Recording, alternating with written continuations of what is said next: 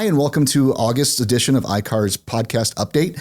I am President Phil O'Brien here with CEO Megan Flynn. Thank you for joining me, Megan. Good to see you. Today, we're going to cover a bunch of stuff. We have the new ICAAR MLS rules. We have board of directors applications. We have the inaugural award nominations coming up. And for some upcoming events, we're going to talk about the golf outing, legislative breakfast, and so much more. So let's dive in. All right, getting into it here. First off, we have the new MLS rules coming to ICAAR. Yes. Megan, can you tell us a little bit about that? Definitely. So we are ready to roll out our new ICAAR MLS rules and regulations. Mm-hmm. It's basically an updated, more in-depth version of our previously existing MLS rules and regs. Sure.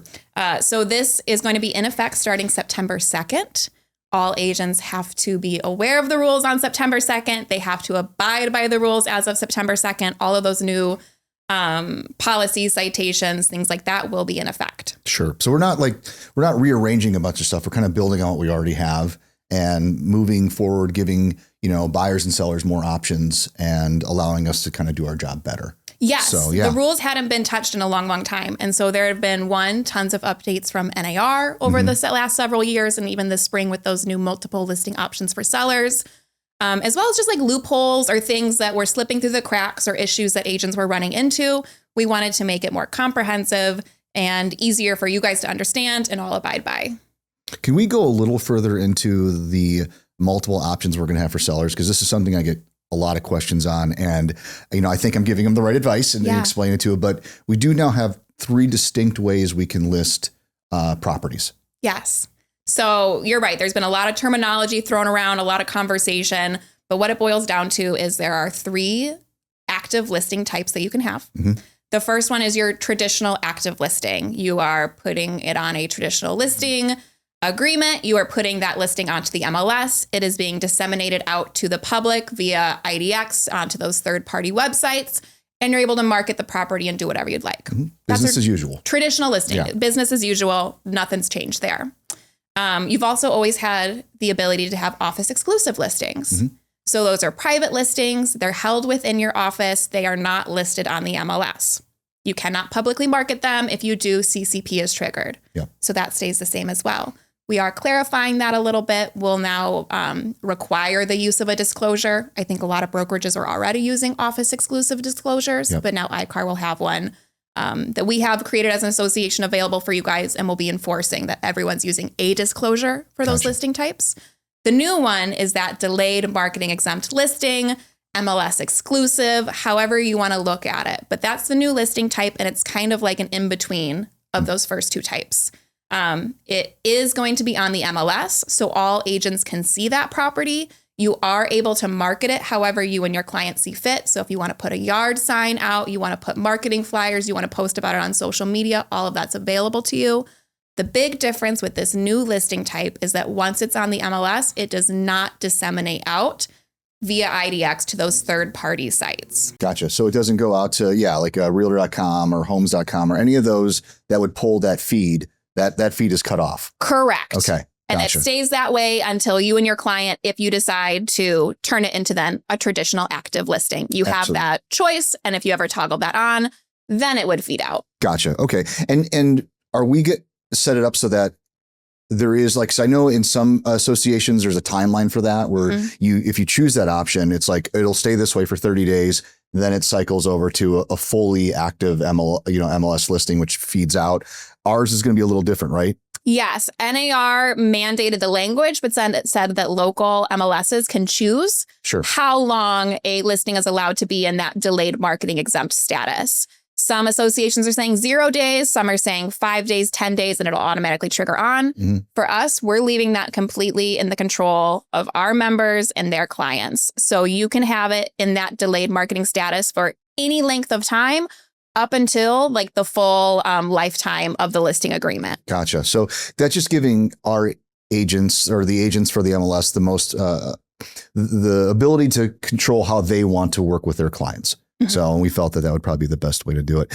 One thing that I do want to clarify, because with the CCP and everything else and the office exclusive, there is an update now that says broker to broker conversations can be had one-on-one. Yep. which will not trigger CCP. In addition, broker is synonymous with agent, correct? Is that right? Okay. Yes, we do have clarification on that. So if it is an office exclusive, it's still not on the MLS. It's still not publicly marketed anywhere. But now you, as an individual agent holding that listing, you are able to communicate, just like you said, one-to-one directly with other brokers or agents outside of your office. But it has to be one-to-one. So you could send or have a conversation one time, like one-to-one with 10 different people. You could not have that conversation with 10 people at the same time. If you have a group conversation, that's going to trigger it. You have 24 hours to put it live on the MLS. Yep. The next question that I get is, what if you and I are agents at different brokerages? I tell you about an office exclusive or a private listing that I have. And then you go, well, it doesn't work for me, but I know somebody else. If you communicate that, is that okay or not okay? The recipient of the information cannot turn around and tell other agents in their office about what they've learned. You could tell the person initiating the conversation, hey, that doesn't work for me, but you might want to go and talk to so-and-so. They might have clients. So again, that person who owns the listing can turn around and have another one-to-one conversation, but you as the recipient can't turn around and publicly market that property. Great stuff. These are all questions. And there was, and for everybody out there, understand that like when this was launched originally by NAR, there was some natural confusion. Some of it isn't like we've seen in the past. And because CCP has been a very strong push by NAR. And so some people saw, a couple of these things that would look like it was going against it, but it's not according to NAR. So we're going to have some training opportunities, right? Yes. Okay. Because we're going to need them. Plenty of training opportunities for all of your questions can be answered. We're going to go over all of the changes, but especially these new multiple listing options for sellers. So ICAAR on our website right now on the calendar, we have 5 or 6 different dates available for members to register, come in for a training at ICAAR, both ahead of that September 2nd date and after that September 2nd date. We got it approved for CE. So come get free CE, come learn. We're also going to be doing meetings at brokerages. So if you're a broker or you're the person who kind of coordinates those meetings and would like to have ICAAR staff at one of your upcoming meetings to go over those changes, just let us know. We're happy to do that. Perfect. Well, and speaking of brokers, I would encourage all the brokers to go to the Q3 brokers meeting August 27th at ICAAR. Yes. And is that 9 a.m.? 9 a.m. We'll have breakfast. Great. We'll be going over all of that good stuff. A lot of fun changes coming up. So make sure you know what you're doing. Moving on, ICAAR board applications have opened August 1st. So you still have time to put in your applications to serve on the board of directors. So why don't you tell us about that? Yes. If you have ever thought about being more involved at ICAAR, getting into more of a leadership position, we would love to have you apply. It's open all month long of August. We do have 3 positions open this year. Okay. So those are positions just naturally falling off from our current board. There are 2 different director seats, and both of those director seats are 2-year positions. Gotcha.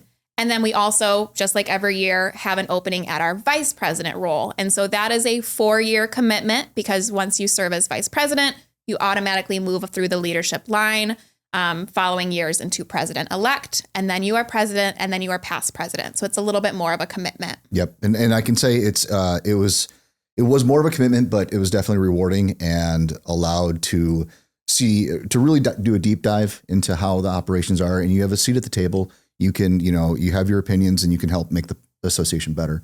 We do really want to see people that have served on a committee, has been a chair, and has volunteered within the community as well. So, but don't let that stop you. Put in an application. It closes on August 29th. Yes. So great.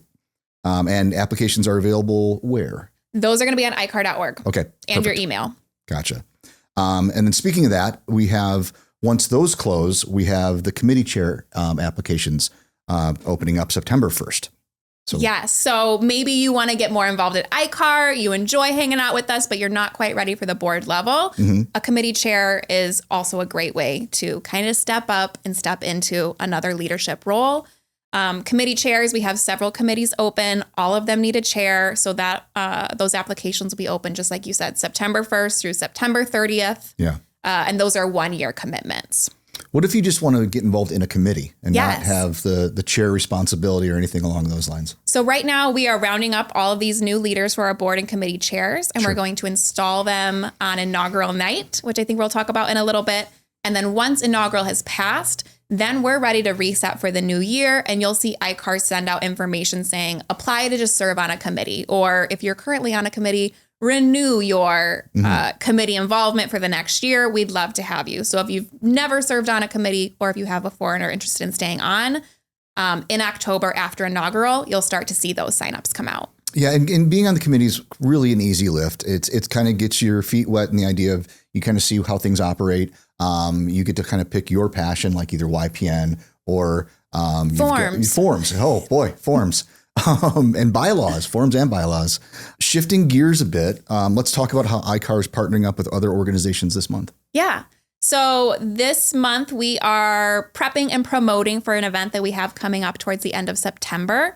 We're partnering up with the Greater Iowa City Area Home Builders Association, the Johnson County Affordable Housing Coalition, as well as the Johnson County Livable Communities for Successful Aging.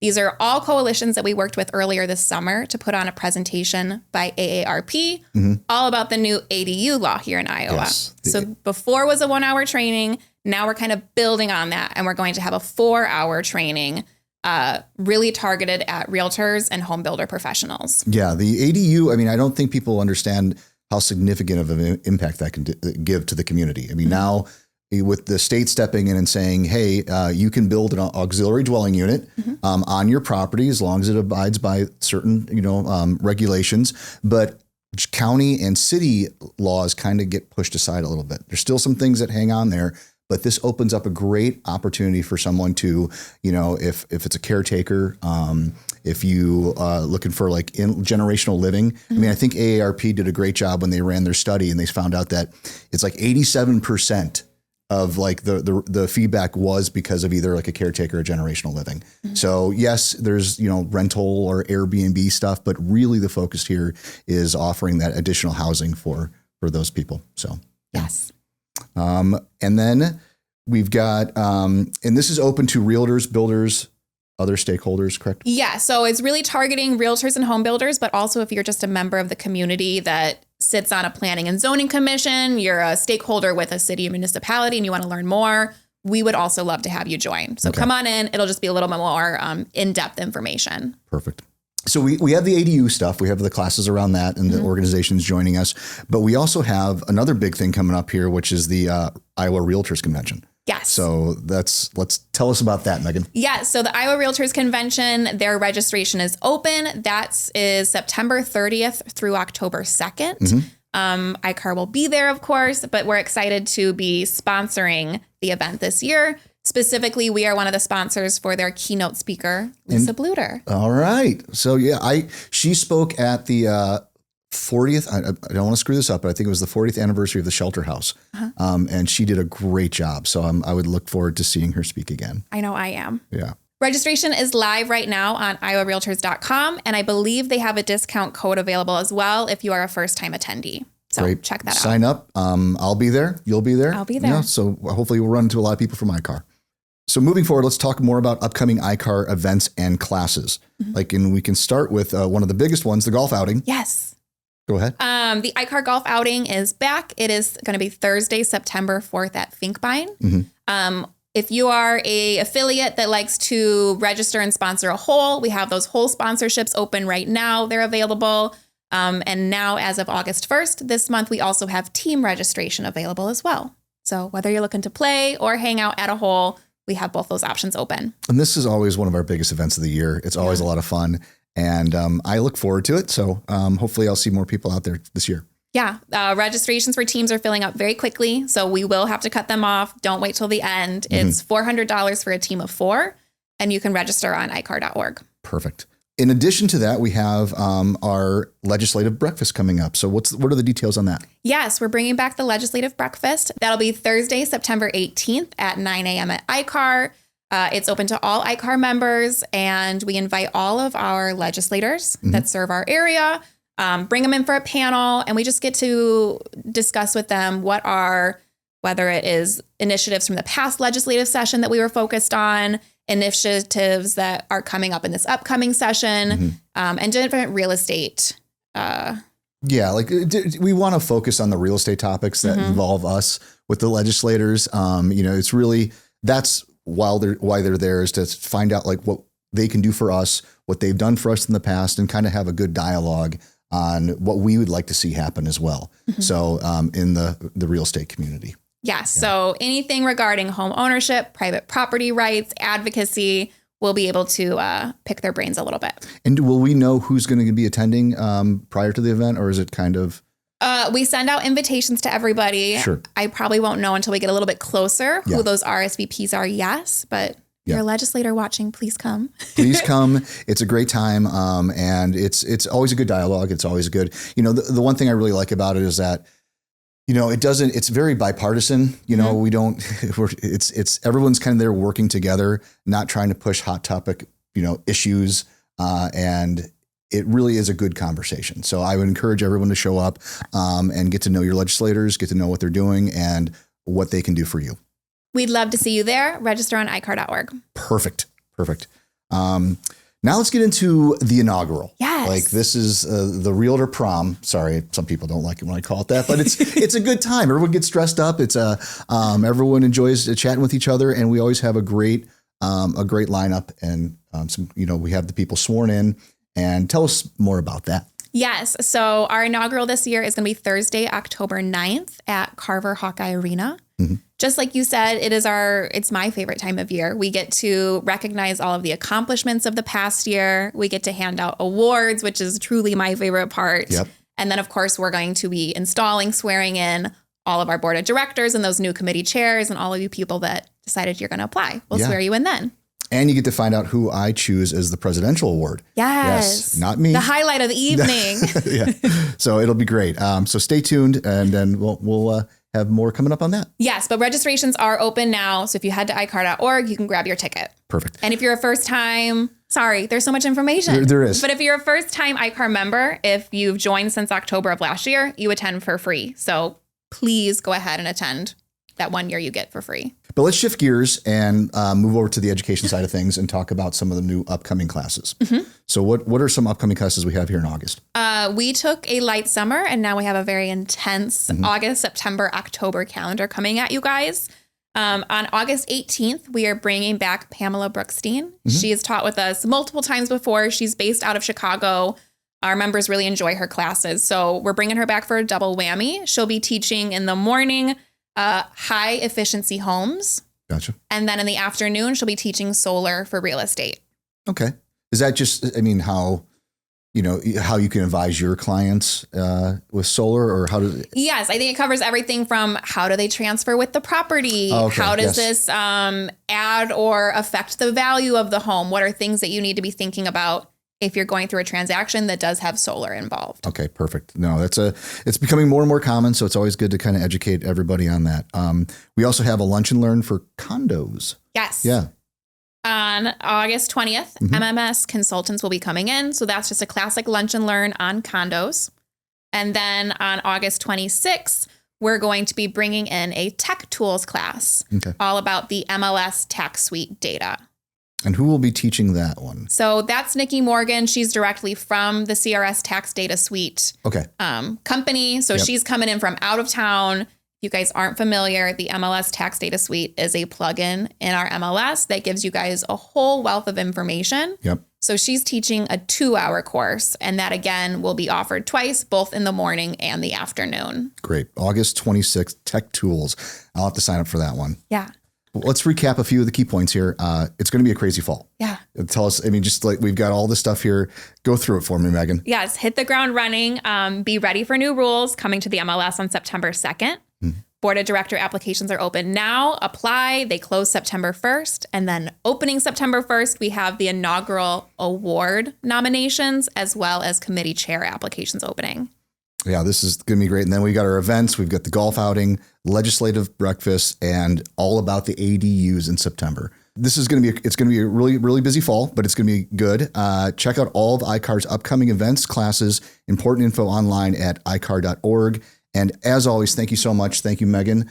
It's always great to see people tuning in and taking a look at the information, but you can find us on YouTube, Spotify, Apple Podcasts. Thanks again for joining us and have a great day.